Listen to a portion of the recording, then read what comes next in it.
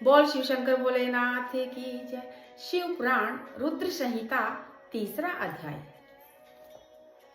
माया निर्मित नगर में शील निधि की कन्या पर मोहित हुए नारद जी का भगवान विष्णु से उनका रूप मांगना, भगवान का अपने रूप के साथ उन्हें वानर का समूह देना, कन्या का भगवान को वर्ण करना तथा कुपित हुए नारद का शिव गणों को शाप देना। सूत जी कहते हैं, महर्षियों, जब नारद मुनि इच्छा अनुसार वहां से चले गए, तब भगवान शिव की इच्छा से माया विशारद श्री हरि ने तत्काल अपनी माया प्रकट की। उन्होंने मुनि के मार्ग में एक विशाल नगर की रचना की, जिसका विस्तार 100 योजन था। वह अद्भुत नगर बड़ा ही मनोहर था। भगवान ने उसे अपने वैकुंठ लोक में भी अधिक रमणीय बनाया था। नाना प्रकार की वस्तुएं उस नगर की शोभा बढ़ाती थी। वहां स्त्रियां और पुरुषों के लिए बहुत से विहार स्थल थे। वह श्रेष्ठ नगर चारों वर्णों के लोगों से भरा था। वहां शील निधि नामक ऐश्वर्यशाली राजा राज्य करते थे। वे अपनी पुत्री का स्वयंवर करने के लिए उद्यत थे, अतः उन्होंने महान उत्सव का आयोजन किया था। उनकी कन्या का वर्ण करने के लिए उत्सुक हो चारों दिशाओं से बहुत से राजकुमार पधारे थे, जो नाना प्रकार की वेशभूषा तथा सुंदर शोभा से प्रकाशित हो रहे थे। उन राजकुमारों ने वह नगर भरा हुआ दिखाई देता था। ऐसे सुंदर राजनगर को देखकर नारद जी मोहित हो गए। वे राजा शीलनिधि के द्वार पर गए। मुनि शिरोमणि नारद को आया देख महाराज शीलनिधि ने श्रेष्ठ रत्नमय सिंहासन पर बिठाकर उनका पूजन किया। तत्पश्चात अपनी सुंदरी कन्या को, जिसका नाम श्रीमती था, तथा बुलवाया और उनसे नारद जी के चरणों में प्रणाम करवाया। उस कन्या को देखकर नारद मुनि चकित हो गए और बोले, राजन, यह देव कन्या के समान सुंदरी महाभागा कन्या कौन है? उनकी यह बात सुनकर राजा ने हाथ जोड़कर कहा, मुनि, यह मेरी पुत्री है। इसका नाम श्रीमती है। अब इसके विवाह का समय आ गया है। वह अपने लिए सुंदर वर चुनने के निमित्त स्वयंवर में जाने वाली है। इसमें सब प्रकार के शुभ लक्षण लक्षित होते हैं। महर्षि, आप इसका भाग्य बताइए। राजा के इस प्रकार पूछने पर काम से विह्वल हुए मुनि श्रेष्ठ नारद उस कन्या को प्राप्त करने की इच्छा मन के लिए राजा से संबोधित करके इस प्रकार बोले, भूपाल, आपकी यह पुत्री समस्त शुभ लक्षणों से संपन्न है, परम सौभाग्यशाली है। अपने महान भाग्य के कारण यह धन्य है और साक्षात लक्ष्मी की भांति समस्त गुणों की आगार है। इसका भावी पति निश्चय ही भगवान शंकर के समान वैभवशाली, सर्वेश्वर, किसी से पराजित न होने वाला, वीर, काम विजयी, संपूर्ण देवता में श्रेष्ठ होगा। ऐसा कहकर राजा से विदा ले इच्छानुसार विचरने वाले नारद मुनि वहां से चले गए। वे काम के वशीभूत हो गए थे। शिव की माया ने उन्हें विशेष मोह में डाल दिया था। वे मुनि मन ही मन सोचने लगे कि मैं इस राजकुमारी को कैसे प्राप्त करूं। स्वयंवर में आए हुए नरेशों में से सबको छोड़कर यह एकमात्र मेरा ही वर्ण करे, यह कैसे संभव हो सकता है? समस्त नारियों को सौंदर्य सर्वथा प्रिय होता है। सौंदर्य को देखकर ही वह प्रसन्नता पूर्वक मेरे अधीन हो सकती है, इसमें संशय नहीं है। ऐसा विचार कर काम से विह्वल हुए मुनिवर नारद भगवान विष्णु का रूप ग्रहण करने के लिए तत्काल उनके लोक में जा पहुंचे। वहां भगवान विष्णु को प्रणाम करके वे इस प्रकार बोले, भगवान, मैं एकांत में आपसे अपना सारा वृतांत कहूंगा। तब अच्छा, यह कहकर लक्ष्मीपति श्री हरि नारद जी के साथ एकांत में जा बैठे और बोले, मुनि, अब आप अपनी बात कहिए। तब नारद जी ने कहा, भगवान, आपके भक्त जो राजा शीलनिधि हैं, वे सदा धर्म पालन में तत्पर रहते हैं। उनकी एक विशाल लोचना कन्या है जो बहुत ही सुंदरी है। उसका नाम श्रीमती है। वह विश्व मोहिनी है, रूप में विख्यात है और तीनों लोकों में सबसे अधिक सुंदरी है। प्रभु, आज मैं शीघ्र ही उस कन्या से विवाह करना चाहता हूँ। राजा शीलनिधि ने अपनी पुत्री की इच्छा से स्वयंवर रचाया है, इसलिए चारों दिशाओं से वहां सहस्त्रों राजकुमार पधारे हैं। नाथ, मैं आपका प्रिय सेवक हूँ, अतः आप मुझे अपना स्वरूप दे दीजिए, जिससे राजकुमारी श्रीमती निश्चय ही मुझे वर ले। सूत जी कहते हैं, महर्षियों, नारद मुनि की ऐसी बात सुनकर भगवान मधुसूदन हंस पड़े और भगवान शंकर के प्रभाव का अनुभव करके उन दयालु प्रभु ने उन्हें इस प्रकार उत्तर दिया।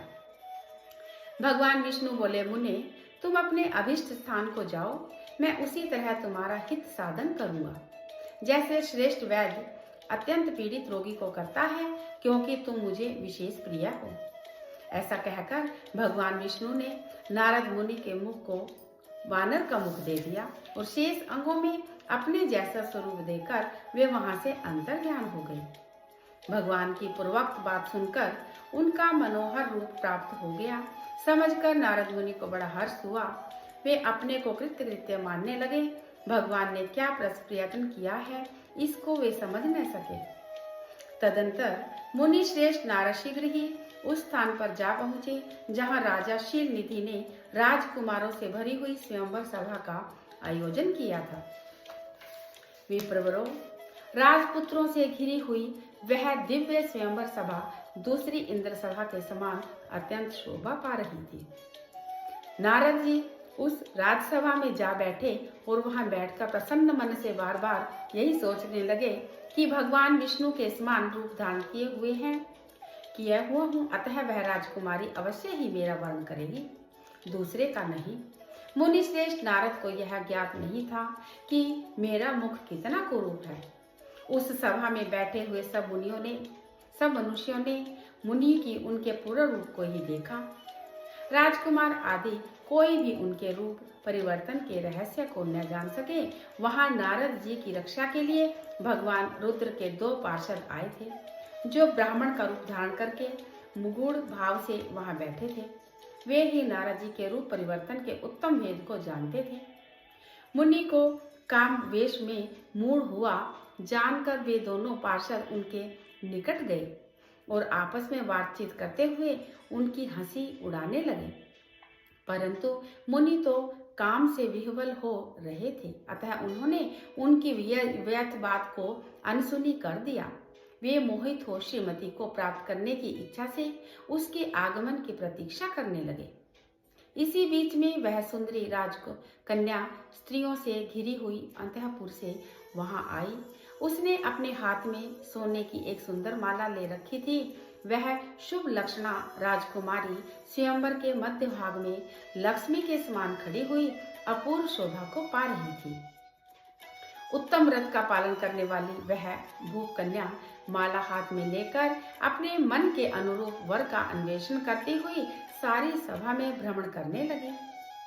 नारद मुनि का भगवान विष्णु के समान शरीर तथा वानर जैसा मुंह देखकर वह कुपित हो गई और उनकी ओर दृष्टि हटाकर प्रसन्न मन से दूसरी ओर चली। स्वयंवर सभा में अपने मनोवांछित वर को न देखकर वह भयभीत हो गई। राजकुमारी उस सभा के भीतर चुपचाप खड़ी रह गई। उसने किसी के गले में जयमाला नहीं डाली। इतने में ही राजा के समान वेशभूषा धारण करे भगवान विष्णु वहां आ पहुंचे। किन्हीं दूसरे लोगों ने उनको वहां नहीं देखा, केवल उस कन्या की ही दृष्टि उस पर पड़ी। भगवान को देखते ही वह परम सुंदरी राजकुमारी का मुख प्रसन्नता से खिल उठा। उसने तत्काल ही उनके कंठ में माला पहना दी। राजा का रूप धारण करने वाले भगवान विष्णु उस राजकुमारी को साथ में लेकर तुरंत अदृश्य हो गए और अपने धाम में जा पहुंचे। इधर सब राजकुमार श्रीमती की ओर से निराश हो गए। नारद मुनि तो कामदेव से आतुर हो रहे थे, इसलिए वे अत्यंत विह्वल हो उठे। तब वे दोनों विप्र रूपधारी ज्ञान विशारद रुद्रगण काम विह्वल नारद जी से उसी क्षण बोले। रुद्रगणों ने कहा कि हे नारद, हे मुने, तुम व्यर्थ ही काम से मोहित हो रहे हो और सौंदर्य के बल से राजकुमारी की पाना चाहते हो। अपना वानर के समान घृणित मुंह तो देख लो। सूत जी ने कहते हैं, महर्षियों, उन रुद्रगणों का यह वचन सुनकर नारद जी को बड़ा विस्मय हुआ। वे शिव की माया से मोहित थे। उन्होंने दर्पण में अपना मुख देखा। वानर के समान अपना मुख देखकर वे तुरंत ही क्रोध से जल उठे और माया से मोहित होने के कारण उन दोनों शिव गणों को वहां श्राप देते हुए बोले, अरे, तुम दोनों ने मुझ ब्राह्मण को उपहास किया है, अतः तुम ब्राह्मण के वीर्य से उत्पन्न होकर राक्षस हो जाओ। ब्राह्मण की संतान होने पर भी तुम्हारे आकार राक्षस के समान ही होंगे। इस प्रकार अपने लिए श्राप सुनकर वे दोनों ज्ञान शिरोमणि शिवगण मुनि को मोहित जानकर कुछ नहीं बोले। ब्राह्मणों, वे सदा सब घटनाओं में भगवान शिव की इच्छा मानते थे, अतः उदासीन भाव से अपने स्थान को चले गए और भगवान शिव की स्तुति करने लगे। बोल शिव शंकर भोलेनाथ की जय। शिव पुराण रुद्र संहिता 3 अध्याय संपन्न। हर हर महादेव।